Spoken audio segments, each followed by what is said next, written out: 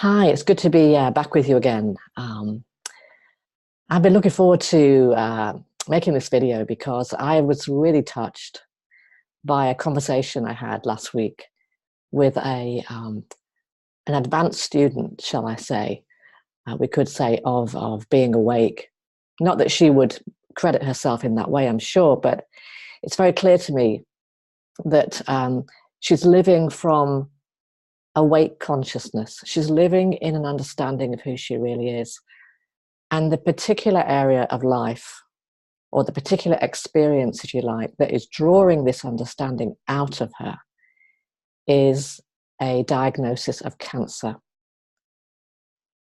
Now, this person has been diagnosed with cancer now for the four times in about 10 years or so.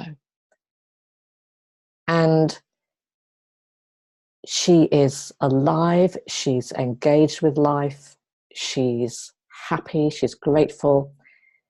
She has her up and down days, of course, but she's fully engaged with life.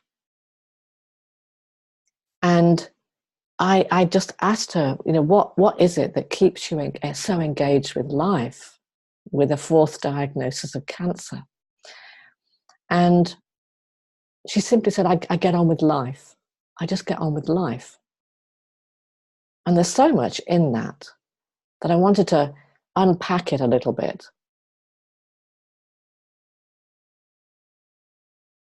You see, even though this is the fourth time of cancer that she's been handed a diagnosis, it's very clear that she's not identifying herself as a cancer patient. She's certainly not identifying herself as a cancer survivor. So often, signs of being awake are what we don't do as opposed to what we do. So what she's not doing, she's not identifying as a cancer patient. She's not identifying as a cancer survivor. She has not made a bucket list of things to do before she dies. She is not trying to survive at all costs, and she has not become a victim. These are all ways of how she is not identifying with the diagnosis.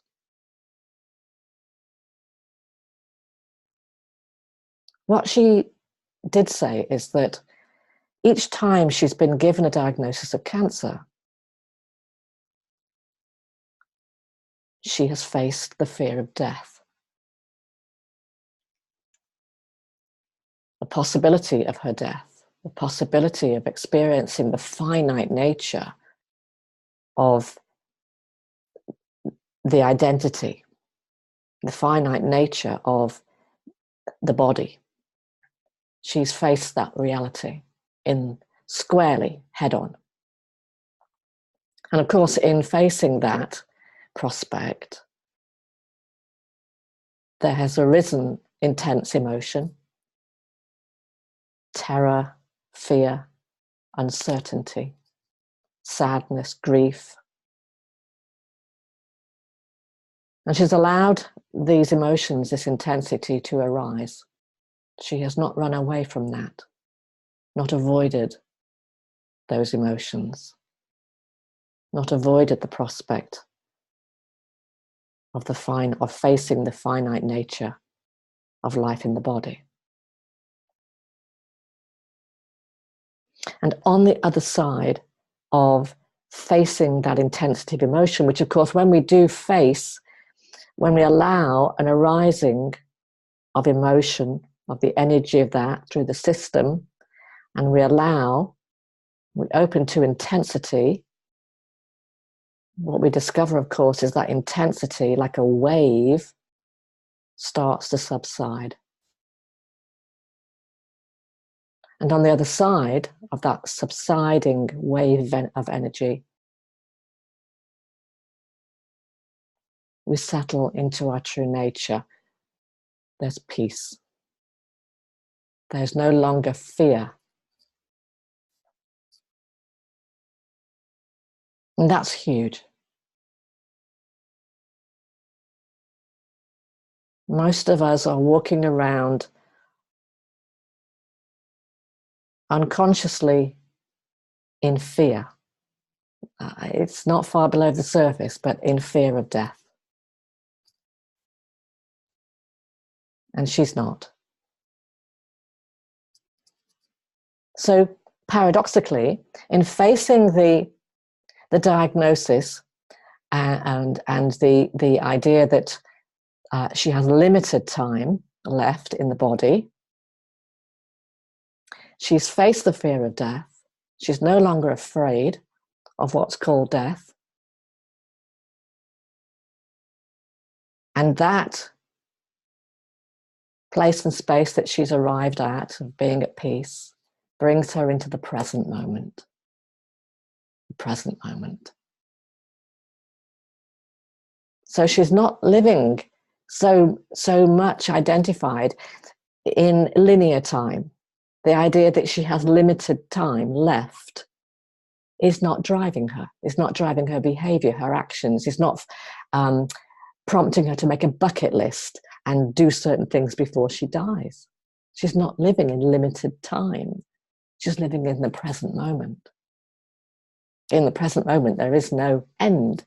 She's living in timelessness. There's plenty of time.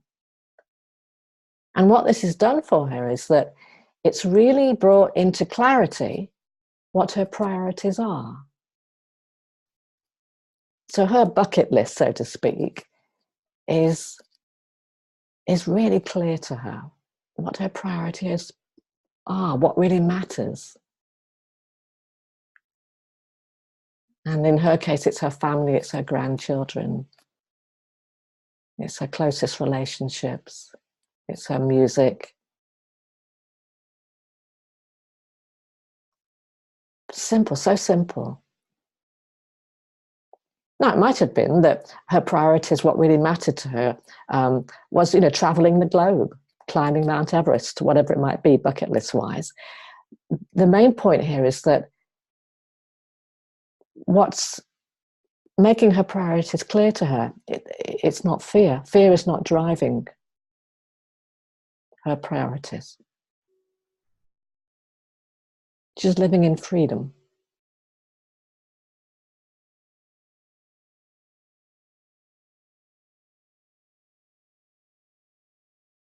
And she's very clear that the fact that she has so-called survived 3 prior instances of cancer, she's very clear that although she did take various treatments, she doesn't put her health down to the treatments. And doesn't put her health down only to treatment. She has taken conventional treatments and unconventional, so-called unconventional treatments. She's done what she's been advised to do, and she's done what she has not been advised to do. And she's aware that there are people in similar situations to her who have taken the same treatments and have died. She doesn't put her health down to treatments. She's done what makes sense to her to do in the moment, as far as treatment goes. She puts her health down to not being afraid, which is the same as saying she's not identified with the disease. She's not allowing the cancer diagnosis to define her and to be a prediction of her life going forward. She is not taking the cancer personally. This is really key. Another really key, huge signal, sign of how she's coming from understanding who she really is. She's not taking the cancer personally. She's not in an analysis of what have I done wrong? How have I brought this upon me? This was part of our conversation because she hasn't been going along those lines, and somebody said something to her recently that made her wonder whether she did need to start analysing, digging into her past to find the reason why she'd got cancer again. And we just carefully looked at that, because up until this recent occurrence, it hadn't occurred to her that somehow she'd brought this on herself, the cancer on herself.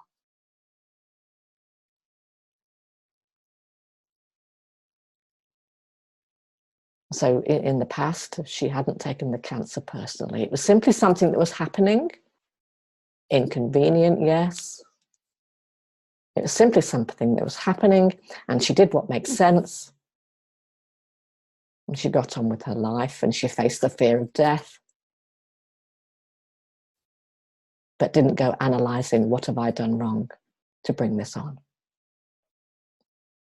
So we looked at that and we saw, well, up until now, there's been no digging for what I've done wrong, and you've come through the cancer. Why does it look important now to dig into what have I done wrong here?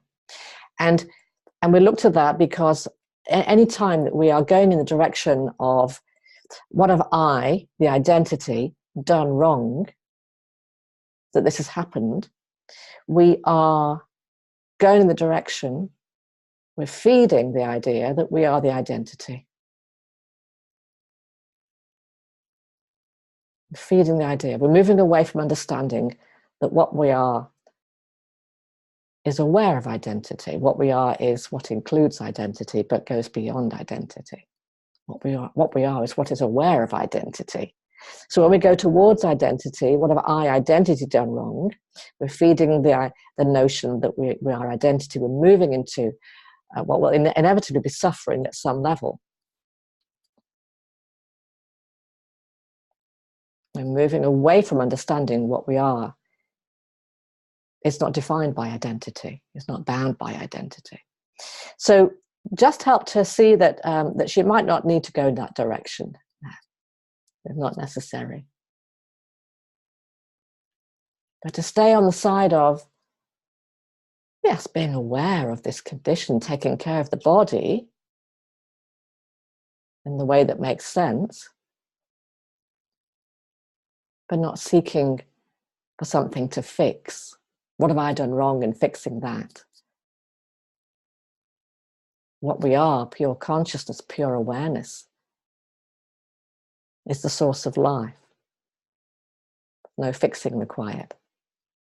More of an opening to remembering that about us more and more and more often, and having our entire life, including the biology and the psychological mechanism of the embodiment, come into alignment with the source of life that gives life to life, that grows us, that blossoms us.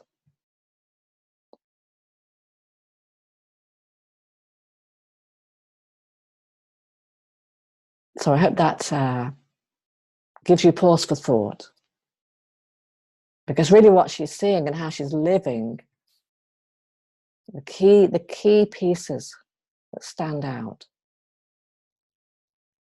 One is facing the fear of death.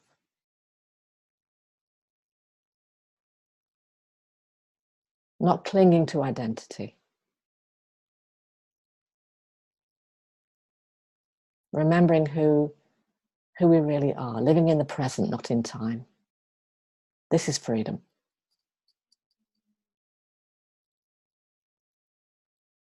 And living inside this understanding liberates our potential.